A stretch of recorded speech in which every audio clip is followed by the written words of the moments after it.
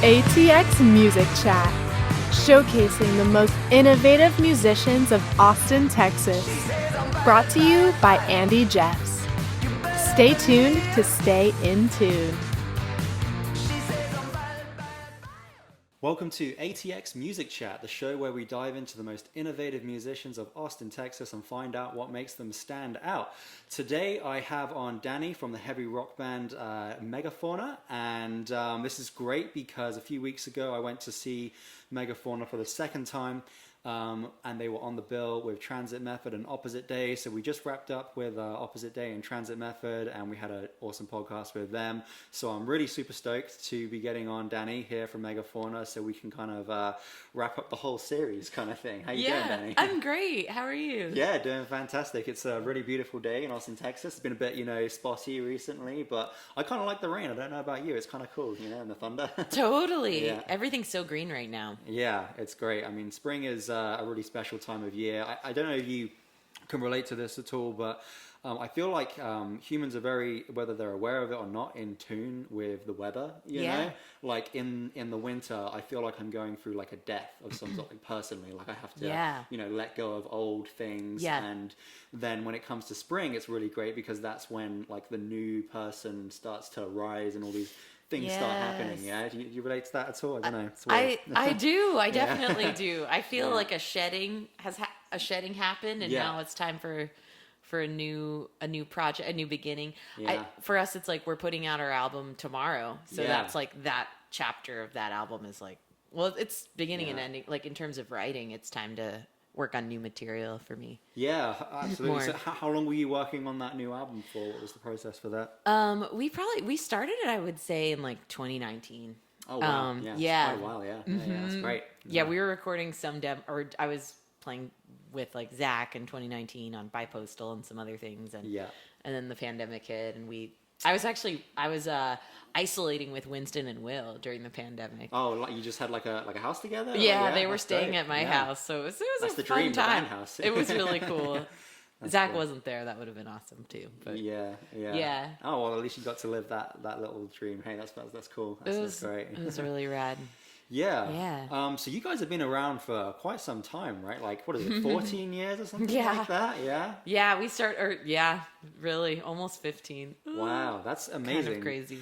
What is the secret to having a band for that long? I mean, that's actually a really amazing achievement, and I'm just wondering what the secret is there. Yeah. Oh man, I mean, there have been ups and downs. There have been, but well, that's such a good question. I think we just keep experimenting. Yeah. Like we're not trying to stick to like any plan. Mm-hmm. Like we do kind of a wide range of styles. So I don't think we really get sick of it because we try to keep things fresh. And I think some bands break up if they like start really touring a lot, and we always like take breaks. Right. I think that's a secret. Like to tour in a chill way is helpful. Yeah, absolutely. What's the sweet spot for breaking? Is it just kind of whenever you feel like it, or do you have like certain seasons and stuff? Like how does that work? Well, yeah, like I mean, in terms of tour length, do you mean or what do you? Just like the breaks that you said you have. How do you go about that? How do you know when to take a break? Just kind of life. Like the pandemic was a bit of a break because like we didn't really rehearse with Zach inside, and then I like ended up having a kid during the pandemic. Oh, congratulations. Kind of crazy. First one? Yeah. Oh, wow, that's amazing. So thank you. Yeah, so that was nuts. But so that was a built-in break. I was like, I'm definitely not touring. The pandemic was a built-in break. Mm-hmm. But also, like, we all keep busy with, like, Winston's in a bunch of projects. Will's in a bunch of other projects. So, like, when it feels a little too, like, we're pissing each other off, we take a break. But also I think we just like each other. I mean, we're kind of like family at this point. So that's really amazing. Yeah, it's such an important part. They're chill of music. Too. Yeah. My mates are chill. How did you find? Were you guys friends before, or were you players before? I guess. Yeah. How did that work? Yeah, I mean, we've all been playing, for a long. I've been playing since I was 10, and everyone's kind of in the same boat with that. We've been playing for a while, but I found Will. So I moved here in 2008 to go to law school, in part, and to like pursue music, and I had already had bands in New York. But anyway, and then I posted on Craigslist and found Will that way. And then we found Cameron, our first drummer. He was friends with my roommate. So it's always like, Will's the only person we found online, I guess. But we've had, the band's gone through a lot of iterations. And then Winston started like 7 years ago. He was friends with Will. Yeah. And like, I'd always looked up to Winston. You should check out his band, Muchos Backflips. Oh, Muchos. Winston's sounds crazy. He's so freaking talented. Like, Winston's other projects are really, really cool. I would definitely check out. Which one is he? Is he the bassist? Or he's the guitarist, the other guitarist and synth player. Yeah. Okay. So, But then Will left the band in like 2012, and then that's when Zach actually joined. Cameron and Will left at the same time. It was like a week before South by, and then Zach and Greg Yancey from Opposite Day joined. Yeah. And Cameron from Opposite Day was our first drummer. So, yeah. I've been learning about that. You guys are all just kind of mingling, trading, players. That's great. Over the course of 15 years. Yeah, it's pretty wild. Yeah. I mean, I guess one of the big things about your band is, you can't just be any kind of musician to be in that band. You really do have to have some decent chops there, for sure. Has that ever been a struggle for you to find that caliber of musicians? I mean, it sounds like you're the main visionary in this band. You started it, kind of thing. But did you ever have any struggle when it came to finding the players to help bring your dream alive? Ooh, well, we struggled. Will was just we met and became instant besties and loved working together and had some wild times, lots of getting together, drinking, playing music in the barn. I had a barn. But anyway, and then it was hard to find a drummer. We had a couple different people before we stumbled on Cameron. Yeah. Zach was I was dating a dude, Alan, in law school, and Zach was his really good friend for forever, and so then that was easy. Yeah, it's actually, we've kind of lucked out. Yeah. We really have. Finding people, really, really, really, really good players. So. What do you think allowed you to find things so easily? Have you always been a little bit more of a laid back, just I'll let things come to me kind of person? Or do you think it was just the skill level that you were at? Just, I don't know about that. I mean, yes. So, pretty amazing. But kind of like what that saying is build it and they will come kind of thing. Yeah, I think so. Yeah. And just I was lucky that I had a cool band in Brooklyn before I got here. So I had recordings to use to get Will interested. You know what I mean? Yeah. And then it just kind of keeps multiplying on itself, I guess. Yeah. Or something. Totally. Yeah. That's great. Yeah. I mean, when you've got some music that you're really passionate about and you really do give it your all, that attracts the right kind of people. Yeah. Definitely. And we've had people we've auditioned a couple people over the years and it's not been a good fit. And you know, we had a player who only stayed a few months but actually came on our Cursive tour. Oh wow. Or maybe it was a couple of years. I don't remember. Yeah. He and I ended up. We did not get along that great. He wasn't that chill, so yeah. I like chill. Our band is very chill right now. Everyone's so anyway. Yeah, no, it's interesting. I mean, I think it's really important to get along with your bandmates, but there's all these stories of band members just hating each other, and then that creates a really good effect. You know, I don't know what that is. There's two paths to go, but some of them lead to the same places, but.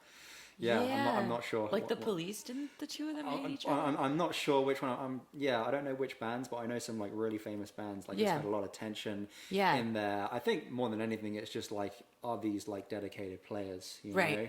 And it, whether you, but then again, it can ruin it even if they are really dedicated players. I'm not sure what the missing piece is there. Yeah, I think just really believing in the music and. Knowing that being in a band doesn't make sense. If you add it up on a rational level, it's this is not a wise choice in a way, but it's not trying to live it's kind of being ready to give a lot up just to live this wild dream. I don't know. It's hard to. Yeah. No, I get what you're saying. Though. I mean, it's really just giving yourself fully to the music. Yeah. And that's one of the most important things. I mean, you can not get along, but if you're both really committed to the same goal, then it's kind of you're getting along. You just don't like each other. Yeah, exactly. But hey, no, that's great. And sometimes you have some band members that you love. Yeah, go ahead. Yeah, sometimes sometimes you get annoyed with. I have a band member who he and I sometimes we spar a bit, but then he's usually right too. When he's that's just not. He'll be that's just not that cool. And I'm like, did a girl just admit that she was wrong sometimes? Yeah. No, I'm totally kidding. No, it's true. Yeah, no, I do. And I'm always like, I don't like your style of the way you, because my thing in anyway, but like in rehearsal, I'm just like, let's try everything. Yeah. But he's like, sometimes, I'm not going to say who it is. Yeah, I think we all know who it is. But anyway, he's like, we don't have to try we don't have to try like every possible option. Yeah, you know, it's like, he'll be like, this sounds fine. Let's stick with this. And I'm like, fine isn't. Yeah, so it's like different schools of thought. Like I'm like, let's just keep changing it and looking for the right thing, and then maybe we'll realize that like the thing we had was coolest, but it's worth it to. But then other people are just like, this is good, let's roll with this anyway. But I'm a perfectionist, kind of, you know, and it's fun. I like the journey of. But sometimes I spend like that song Sunday Saturday. I spent so long writing that song, like it was absurd. I've played that riff a million times. Yeah. What do you feel makes you take so long on a song? Like, what is it that holds you back from really just getting it out? I don't know. Yeah. Good. So, I mean, a few things. Yeah. It's probably the way I do it is like not the most efficient way. Okay. I do it usually, I start with like a riff I like. In the case of Sunday Saturday, I just was really unclear about what the order should be of the different parts. So like we'd rehearse it and then I'd like cut and paste the different parts in GarageBand and figure out a structure that way. But I just I didn't know about the melody. I didn't know, I don't know. Yeah, what takes so long? Part of it's just like I'm a natural questioner. Like I have a lot of self-doubt and questioning, which I think can actually help me in certain ways. But it just, sometimes the songs just take forever because of that. Yeah. So you kind of think about it a lot. Is what you're saying. I overthink it. Yeah. That's something I've been learning a lot about recently, and trying to build that habit myself is not thinking, because like all great art happens in that flow state, right, where you're not thinking about it. So it's interesting. Yeah. No, go ahead. Well, that's true. I think that is true, but then also like crafting, like editing, looking at it later, it's like you flow, and then like later it's okay. I think it's okay to have, I was just talking about how rationality is not good for justifying whether to have a band or not. But anyway, but yeah, I agree. The best work happens in flow. But then also like for me, sometimes it is, I also think the grind's okay. Yeah. Like just grinding through like, you know, listening to 40 voice memos and deciding which one's cool. And, you know. Totally. Everyone has their process. I mean, I follow this. Well, he doesn't really make stuff much anymore, but there's this cartoon animator guy that does these like skits on YouTube. It's called The Big Les Show. It's like this hilarious Aussie comedy thing where there's like Sasquatches and they all do drugs, and it's just nice. It's really like psychedelic, and he goes into what's it called? It's called The Big Les Show, Lez. Cool. It's so funny. I mean, if you even get like Aussie British humor like a little bit, you'll love it. Cool. Either that or you'll just be totally confused at like not understanding a word that they're saying. But he makes all of his episodes on Microsoft Paint. Which is just like a profound way of creating animations, and it's so much longer. Like it takes him like a year to do like a 30-minute episode, right? Yeah. But the end result is beautiful. Yeah. And it's so good. Wow. So I just don't think that there's one way to make art. You know, everything contradicts itself.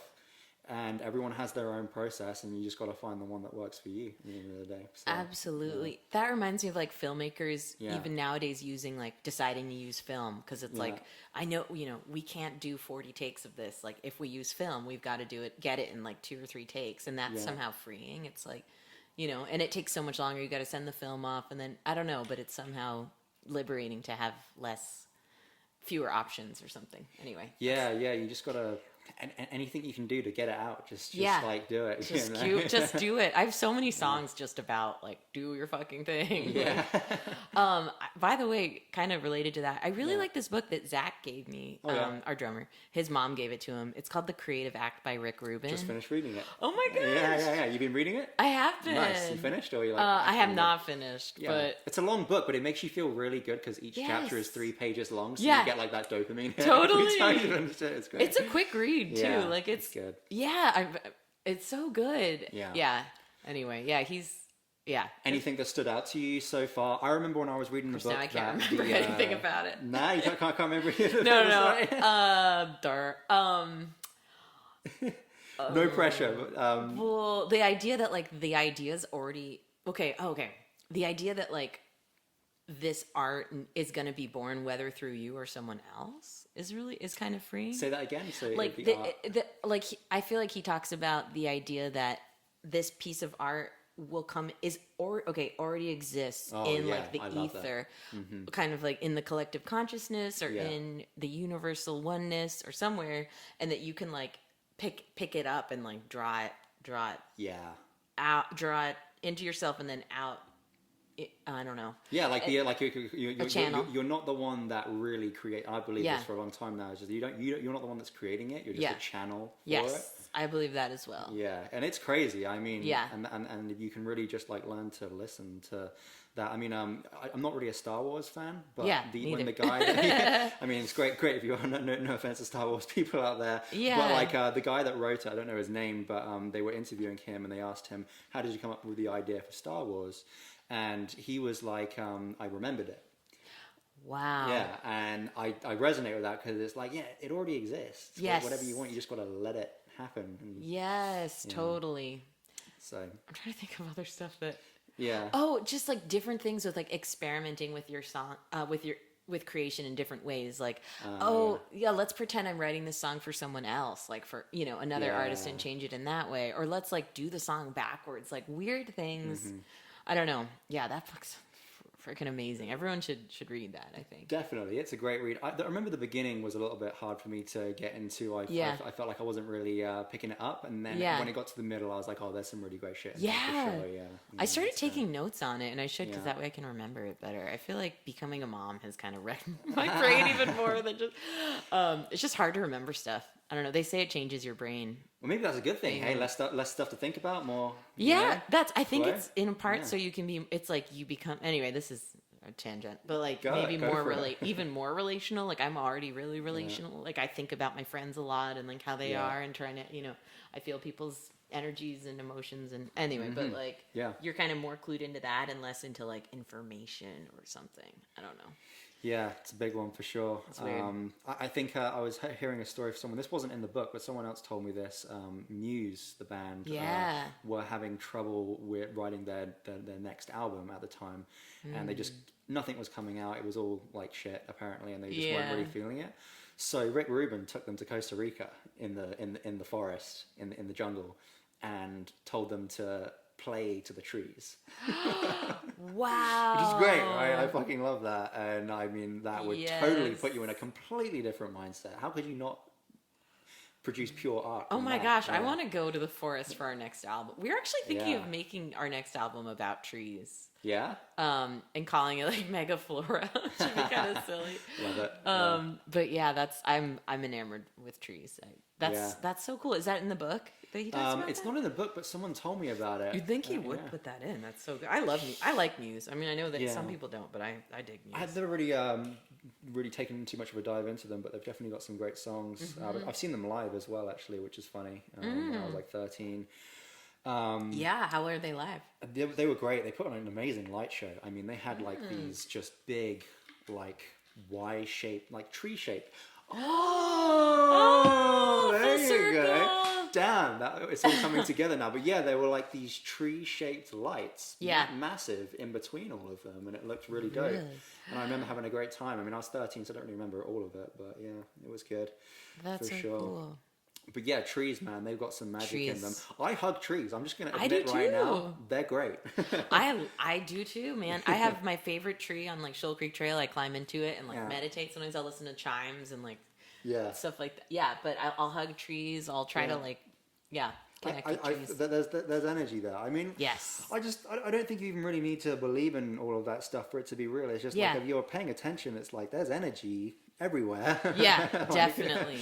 So yeah, it's pretty dope. But yeah, Rick Rubin book, absolutely great. Another one I liked from it, I'll just quickly touch on was if you're trying to improvise or write something, try and have some kind of movie playing in your mind while you're doing it. So when I'm playing drums and I'm doing like an improvised solo or something like that, I'll try and picture like a battle, like warriors on a battlefield, like going to war or something like that. And that sound really badass, and I found it really worked. I filmed myself doing it, and I was like, oh yeah, That's gets you in the flow. cool. Yeah, so many great things in that book. I definitely recommend. Keep on reading it. It's for so sure. good. Yeah, I'm Yeah. gonna finish that maybe this weekend Yeah.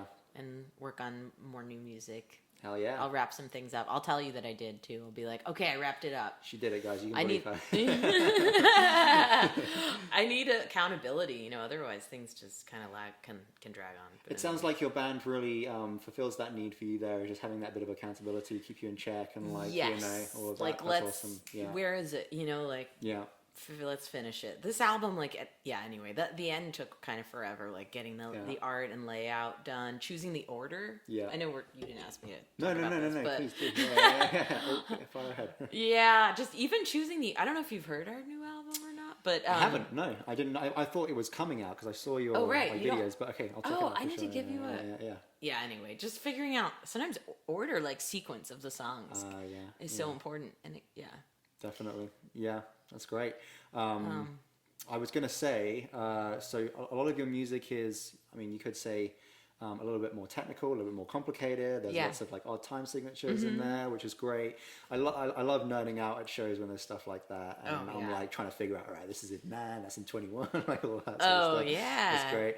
So like, how do you how do you come inspired to make that kind of music? Is it just kind of natural for you to think in that? You're just naturally a little bit odd, you know? Yeah, I'm really weird, definitely. I mean, I think I'm a weird person.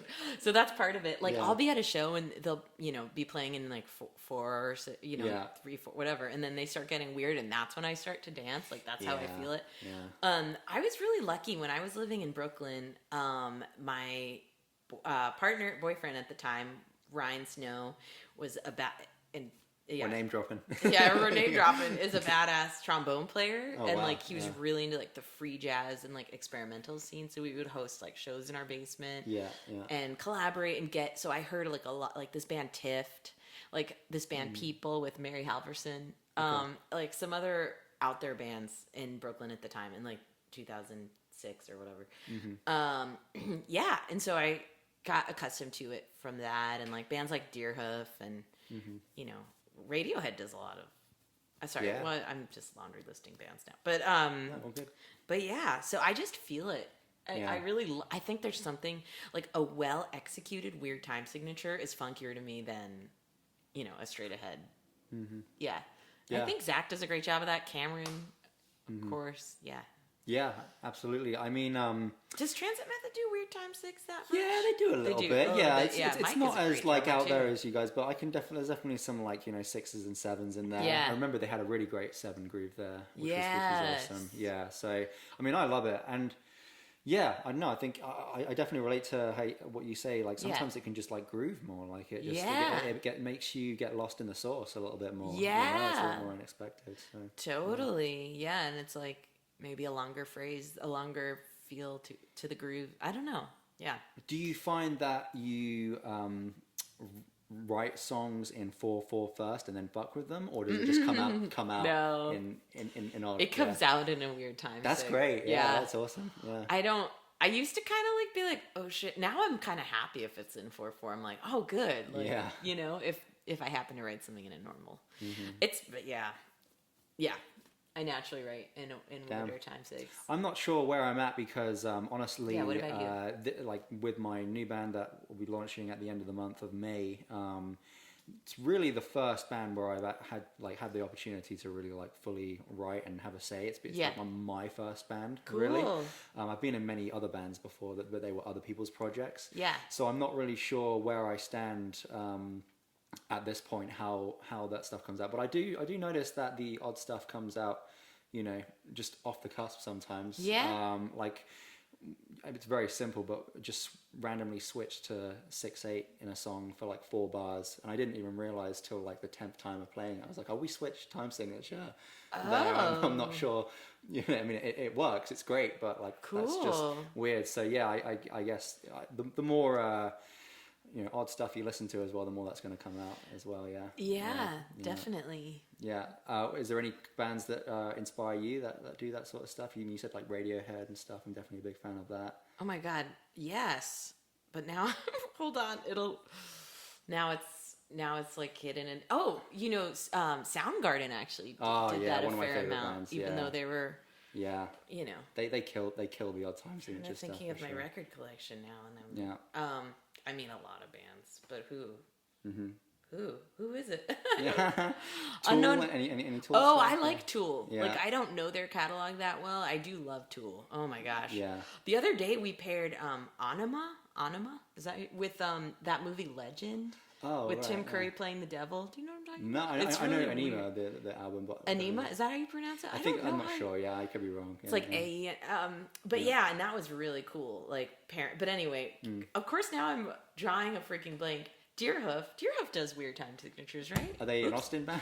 Oh, Deerhoof. No, they're based in the Bay Area. Okay, cool. They're awesome. They've been around for a while. Yeah, I highly recommend them. Anyway, gosh, I can't believe I'm drawing a blank. No worries. They'll come to you. That's all good. Junior. I guess to kind of take like a sharp left turn here into a topic that actually you'll be very pleased to hear that you are the first girl that has been on the podcast, really? Which is great. I think you're number 22 right now, and that's my birthday, so it's pretty special. Cool. But yeah, it's great. I mean, I would love to have more girls on the podcast. It just doesn't seem like there's a huge amount of I mean, there's some really great bands, and you just gotta keep on finding them. But yeah, you're the first girl. Oh, that's cool. Well, I know a couple of people who might be down who are good. Yeah. That's cool. Wow. Yeah, there's definitely some powerful female acts in Austin. And but one thing I was going to ask you actually, if you don't mind, is have you ever had any challenges in like the music industry being a woman? Is there anything that you notice that is different for you compared to like guys that you would be comfortable sharing about? Well, the worst one was when I was on tour and I had like my guitar on as a backpack and I was walking in to the venue. We were on tour and the sound guy was like, "Girlfriend?" I was like, ooh, burn. But like, and then it happened more when I was younger, just like, the man, settling, because I settle up at the end of the night because I'm like the band leader. So then like people kind of being weird at the end of the night, like hitting on you at the end of the night. Yeah, totally. Stuff like that. I'm trying to think what else. I don't feel nowadays. I feel like it's changed, and you have festival lineups with a lot of female fronted acts and stuff like that, or all female acts. Like we just played Tree Fort, and I was really like impressed with. There was a lot of bands with women in them the day we played. But anyway, so not too terrible really anymore. Yeah. But like sometimes you just feel like you have to fight a little more to get like your ideas across maybe. Oh, yeah, with producers. Really? Certain producers are like you wonder if maybe they would treat you differently if you weren't a woman. Mm-hmm. Like they're kind of like, whatever, I know what's best for you. But Charles, our this most recent producer, Charles is badass. Charles Godfrey, he's like the sweetest person, and or you might have a weird video. I'm not listing names, but you might have a weird video director who's hitting on you. Yeah, and you're like, I don't know what to do. I don't want to like harsh the vibe, and afterwards everyone's like, he's so good, right? And you're like, yeah, but he's being weird. So anyway, so stuff like that can enter in. And also like if you might like I shooting videos have like I get into this mode that's like it is like sexual, it's like sensual or sexual or something, and it's like I'm a Leo rising in my chart. Like I'm working the camera, not the like person behind the camera. Totally. But it's confusing, and I understand that, and like we all do stuff like that. But anyway, I feel like that happens maybe more to women than men. You know what I mean? Yeah, I mean, I can't remember the last time I was at a show and a girl came up and grabbed my ass. Like, hello, it's right there. Why not? No, I'm kidding. Yeah. Like, I mean, it's just an interesting thing. I find quite fascinating. I'm seeing a girl right now. Who works in the service industry in like a really nice place, and she just tells me all of these stories and stuff, and it's just like, man, you guys just have a completely different life than us. Like, you have to be always kind of like looking over your shoulder. Yeah. And you've got all of these like just weird like things coming at you all the time, and it's true. I'm just wondering like how do you deal with it, and like have you gotten better over the years at dealing? Obviously you said it's not. Part of it's you're less of a target as you get older for various reasons, so I feel like I'm definitely now that I'm almost 40, I'm 38. Damn, aging like a fine wine. Yeah. Thank you. So I feel like I'm less of a target. I feel like when you're young and you're out there, it's rough. But I don't know. I mean, I just kind of assume that everyone's you know, cool and chill until I'm not shown otherwise. Yeah. Like if weird people start talking to me and I get the feeling I can kind of sense, you know. Yeah. Yeah. Then I just shed it. I'm like, cool, you know. Yeah. Peace out. You know, I just kind of walk away or whatever. Yeah, it's just, I don't know. It's just a weird like kind of society we live in these days. I feel like there's generally just like a lot of like suppression when it comes to romantic energy. Yeah. In the room, like guys have a lot of like pressure on them, and they don't feel comfortable just like being cool and chill and like so there's all of this like built up kind of like angst. Yes, there's a lot of angst. You know, sexually repressed culture. Yeah, which if people were more sexually expressive and comfortable, then that probably wouldn't happen as much, So, yeah, definitely. It's weird. It is weird, and then it's all complicated now with like everything happening with gender identity, and then with like the attack on abortion rights, and everything that's happening is so wild. Yeah, I don't know where all of this goes, but I'm very optimistic, and I hope that it's all like we can all come together as one again, not to be all woo woo, but yes, it'd be great. I agree. Just live in a society where like everyone is very confident and comfortable with their sexuality, their identity, who they are. They respect others and stuff. Like it's so crazy because it's really not a hard thing to do. Is just to be a cool, chill person that respects other people and is comfortable in themselves. Like they make it to be such a hard thing, but it's not. Yeah, it's hard because of the system. Like if you have a lot of trauma from your own traumatic upbringing, or like if you've had like toxic, which I don't really like this expression, but like toxic masculinity like drilled into you by like an abusive dad or whatever, you know what I mean, then it's like harder to break those patterns, I feel like. So it's like we can I feel like the next generation, like Gen Z and everything, is figuring things out. Like we can change the cycle, but I feel like in terms of, I just mean like the system can make it hard for individuals to fight their own default, trauma and anyway. No, whatever. I get what you're saying. So it's hard. It can be hard for people to be, certain people to be chill, and it's so sad. Yeah, it sucks definitely. for them. I guess we can, we with our art, we have a way of helping people with that. I guess. Yeah. Like, I mean, great art is supposed to cause disruption. And like cause a reaction in people. And I think that we can do that, and especially you as a woman, as a front woman in a really kick-ass band. Like I feel like you have a power to do that for people, because as you say, when you're on stage, you're getting in more of a kind of sensual mode, where you're really letting your feminine energy just like radiate off of you. And if you can be on that stage and just like be in your power there, then that inspires other women, and then also that's it's gonna attract a certain kind of like male audience as well, where they're gonna respect you as well. Right. So I feel like I kind of have a thing with that, Yeah. That's Thank cool. you. Yeah. I try to just like live and like perform from a place that feels true. Yeah, definitely. And it's different each time. Yeah. Like Absolutely. Yeah. Well, I think you absolutely do a really kick-ass job, and thank you. Yeah, it's awesome watching you guys. I mean, you can tell that there's just been years into doing this sort of stuff. So yeah, I mean, it doesn't sound like you're ending the band anytime soon. You're gonna keep on we're gonna keep on rocking. Yeah. I'm hoping. Hey, you guys, if you have any tips on like touring, we need a booking agent. We actually don't have, like, we'd like to tour more. Okay. We had so much fun this last tour at Tree Fort in Seattle. So that's basically, we just got to figure out how to do that. So we used to have an agent, but Are most of the people in the band, like you guys are all kind of wearing all the hats when it comes to like the music side and the business side kind of thing? Have anyone else help you? I do all that stuff, and I don't do it that well. So Man, I'm sorry I missed emails. That's a lot. Yeah. Well, Will used to help me early on, but then I think he just but that stuff takes up a lot of time. It's kind of like running a small business. What do you need to know? Because I haven't really crossed that bridge yet in my kind of journey. But when it comes to the stuff that isn't the music, what is it What is the most important things you need to have down? Good question.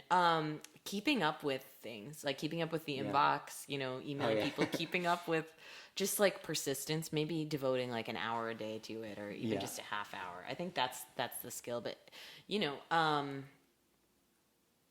I would say keeping up with things. And for booking, knowing that like it's going to take maybe these days 4 months, you want to plan things in advance.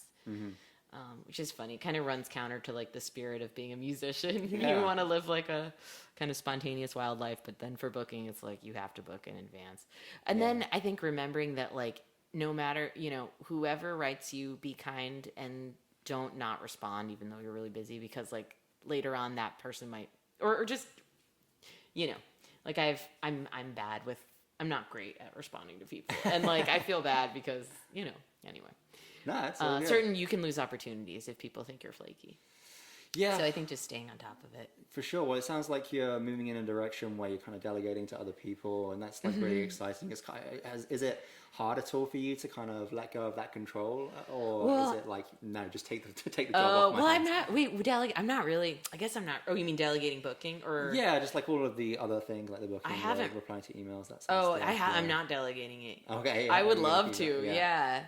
So, but it can be hard for me to give up the control though. Yeah, like we've had managers over the years, and I really do like to be involved in the decision making, and like Yeah.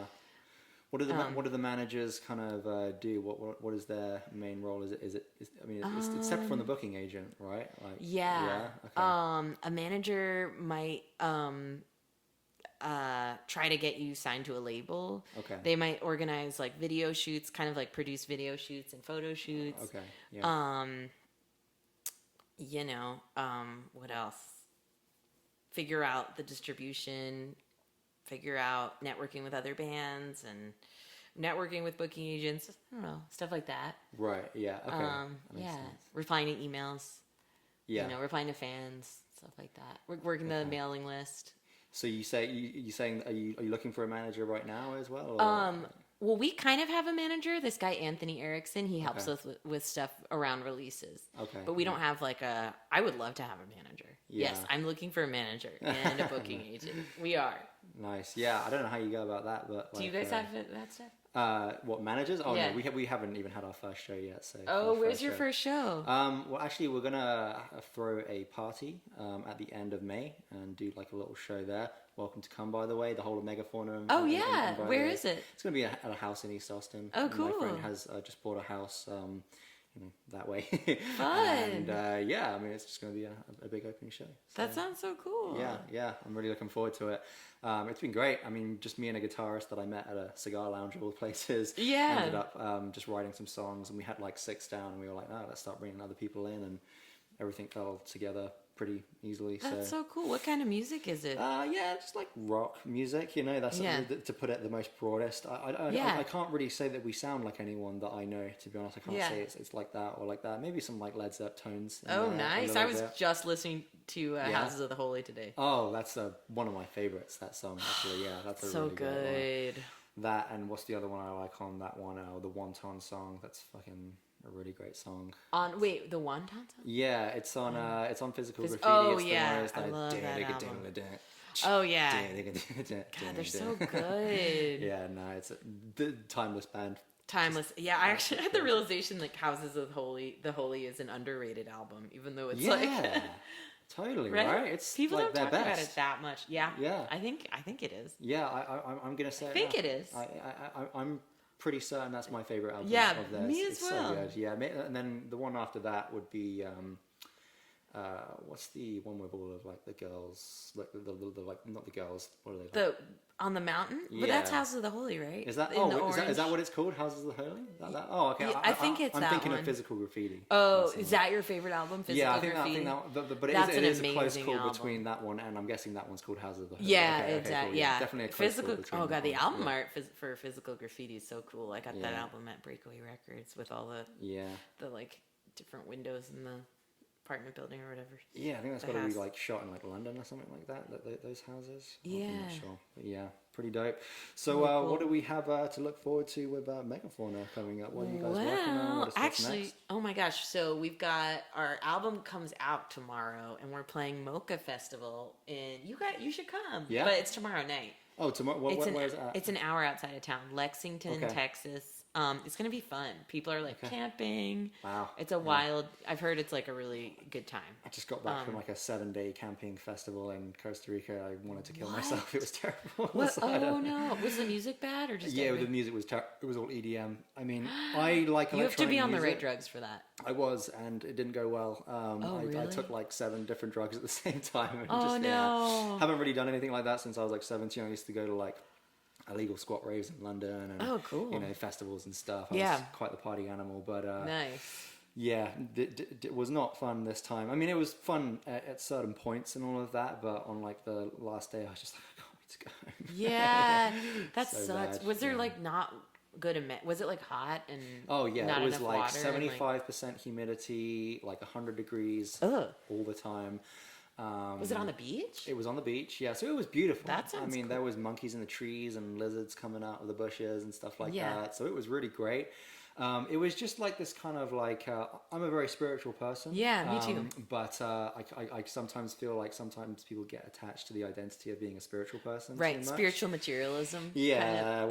what's like spiritual ego or whatever, Yeah. like spiritual bypassing, like all of that. I just felt like there was a lot of people like that there, and you know, to Like pair it with peacocking, like, like- yeah, like all of that stuff, and it kind of got paired with the worst of the EDM crowd as well. So Oh, you got all of these just no. like really, I don't know, just like the worst kind of people. I'm sorry, Like the bro, like the bro EDM crowd. It's with like the neon hats. Nah, it was neon like like the caps. neon. It's like basically like half naked girls that have like this very empty personality. like I'm really sorry. made up, but Yeah, empty yeah. Insta girls. Yeah, that kind of thing. I mean, it was just like these really kind of like beta male, kind of just like soft men that like couldn't give you a straight answer to save their lives. You know, Ooh. I asked one guy because he Sounds awful. looked like he was working at the festival. I was like, hey, are you working with the festival? And he said something like, you know, I work.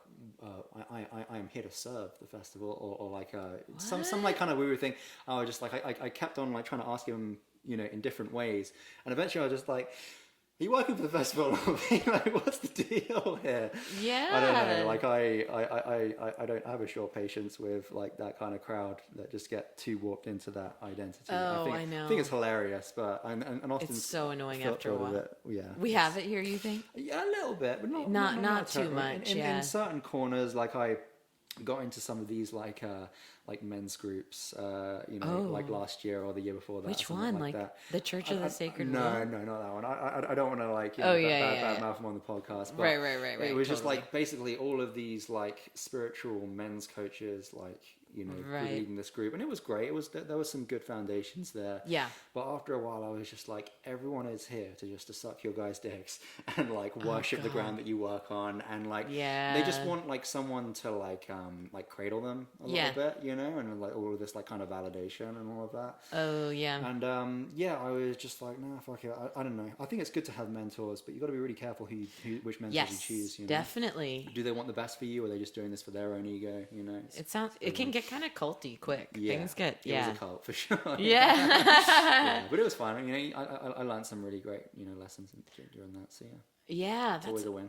that's interesting, man. Wait, what was the festival, or do you know when to say that? No, I'll badmouth the festival. Fuck the festival. Yeah. It was Envision Festival, and Oh, I think I've yeah. heard that mixed things about that one. Yeah, it's 7 days in the jungle. That's such a and, long time. You know, beautiful scenery, but it's basically during the day they just have all of these like kind of spiritually workshops, and some of them were really great. Like I did some acro yoga, which was really Nice. awesome. There was this like New Zealander who's like part Maori who taught us Yeah. the haka in there, and that was a great class, you know.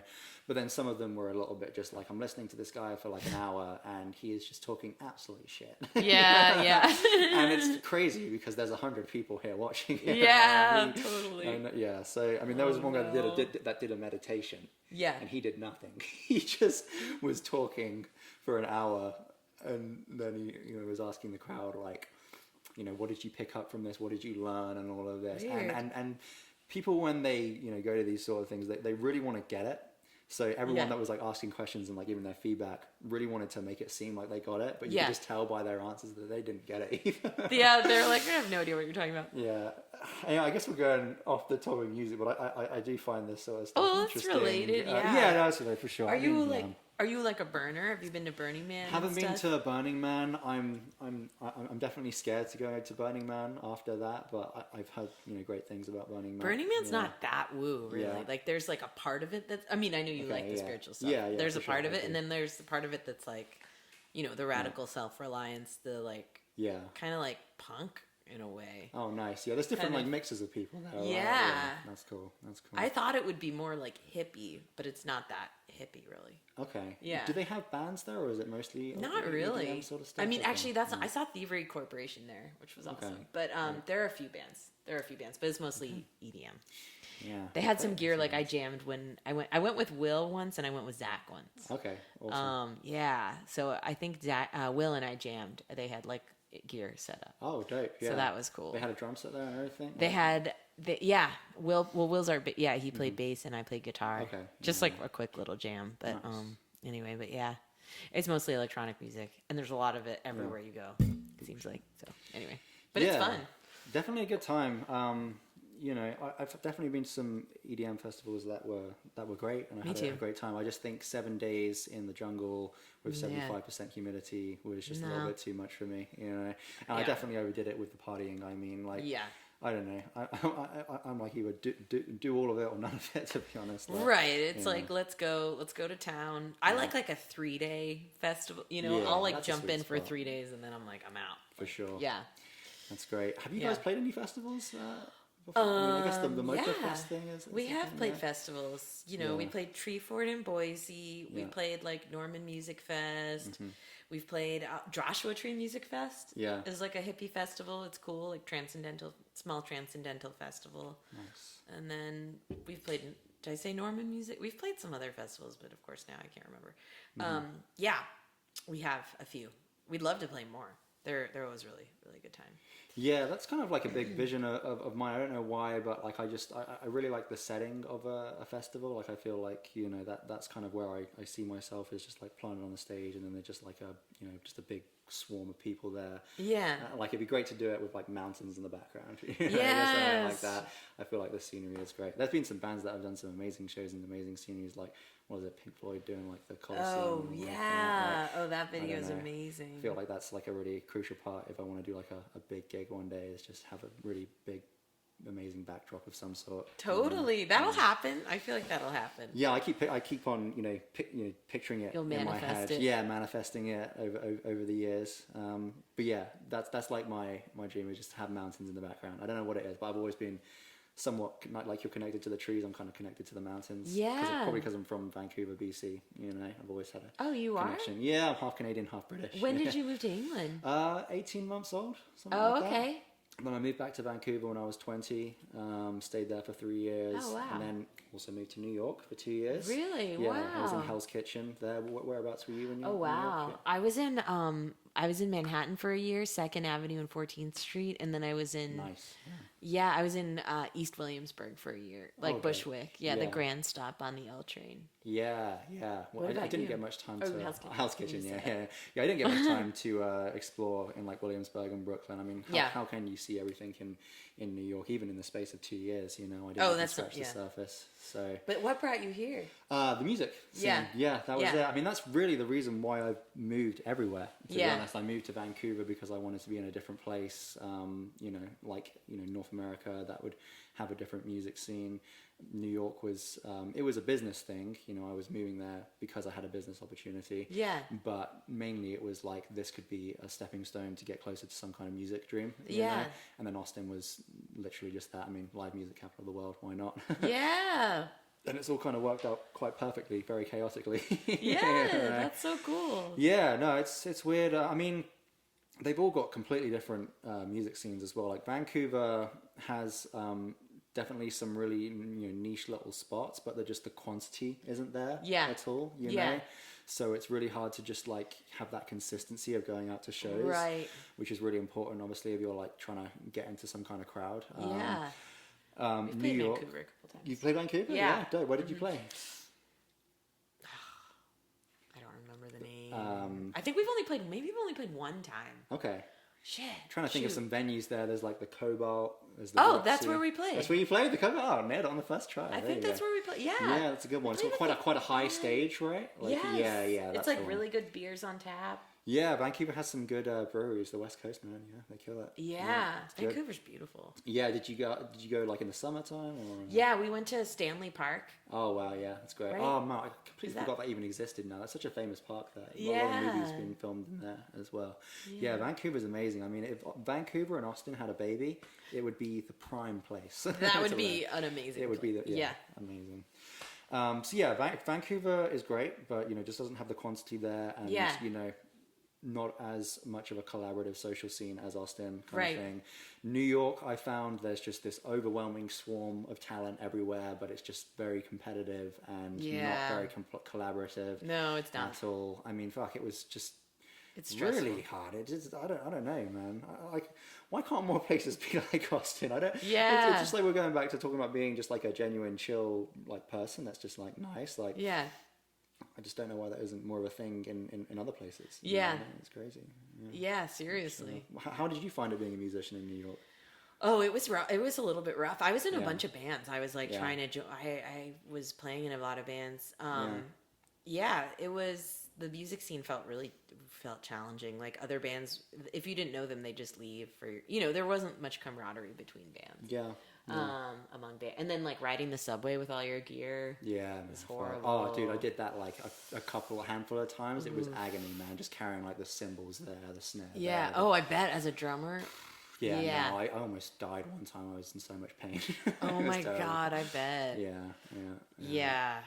But then it was also fun. Like when we threw shows and like that was really fun. And going to cool shows in Bushwick was a good time to be in Brooklyn. Did you ever play at the place pianos? I played at pianos. Nice. Yeah, that's a good spot. my old band, Common Response, my band from college. Cool. Yeah.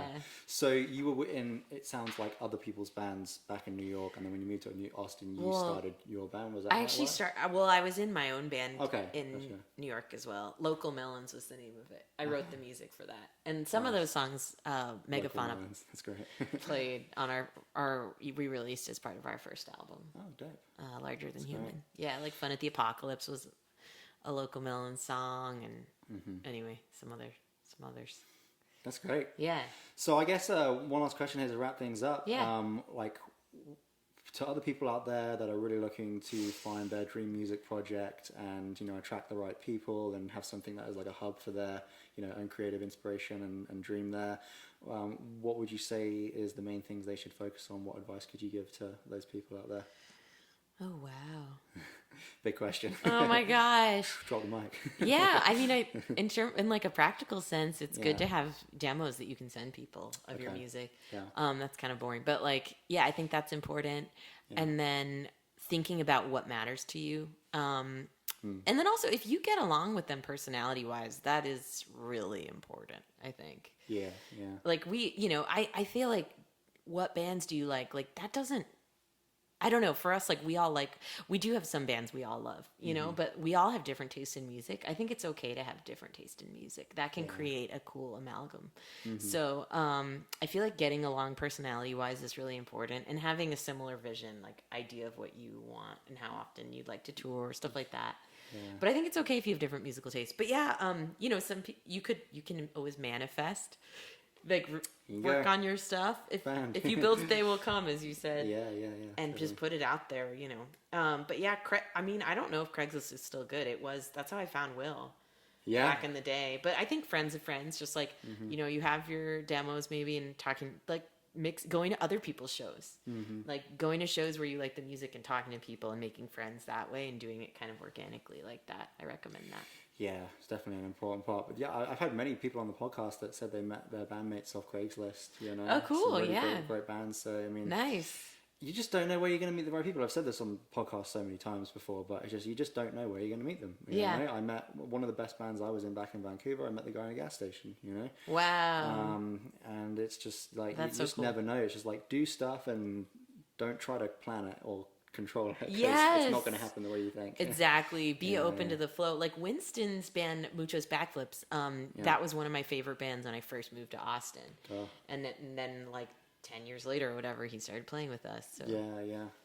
Amazing. Yeah. Playing with your heroes. Or 4 years, whatever, 8 years later. Yeah. One little follow-up question as well. Yeah. You were saying about like knowing what it is that you're looking for or what you want. Yeah. How did you go about that with yourself? Was it just always something that you knew intuitively in the back of your mind, or did you like have a piece of paper and like write down some things? Like how did you get clear on that? Wait, in terms of what I want out of this band? Yeah. Oh, I don't. Yeah, I didn't never really. I don't think I really did that, but I recommend doing that. Yeah. I was not that intentional at that time. I was just like, woo. Music. I think, although actually that's not true. I did have a vision. So wait, your question was how does one Yeah, go like about how did you get like clear on what you were looking for?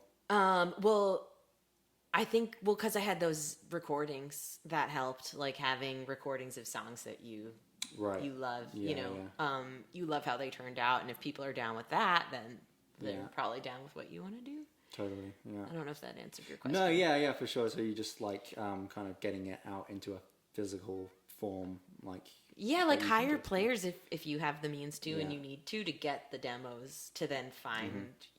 That seems kind of convoluted though. That's a lot of steps, but it's one way to do it. Yeah, I mean it's important just like have something to show people, right? Yeah, exactly. Even if it's just like 2 songs, I mean that's actually how this band that I'm in came together.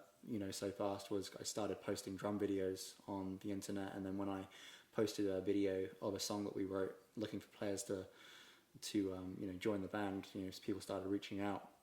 So yeah, I think just me starting to put stuff into the physical manifestation there really does help. Yes, totally. Yeah, because a lot of people are like, oh yeah, like I'm, it's good to have something concrete to show people. Yeah. 100%. Yeah. Well, that's great, Dani. Thank you so much for coming on the podcast. Thanks it's been for an having absolute me. pleasure having you on. I've been to a couple of your shows now, so it's great that we did it. Yeah, I'm really glad. Thank you for having me. I wanted to also plug May 6th at Sagebrush as our album release show. Oh, okay. Sagebrush. So like next Saturday. Oh my God, so soon.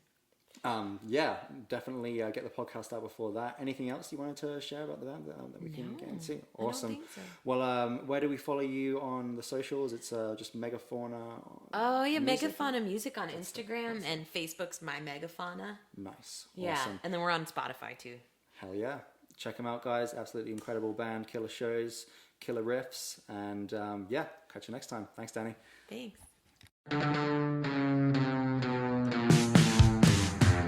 ATX Music Chat, showcasing the most innovative musicians of Austin, Texas. Brought to you by Andy Jeffs. Stay tuned to stay in tune.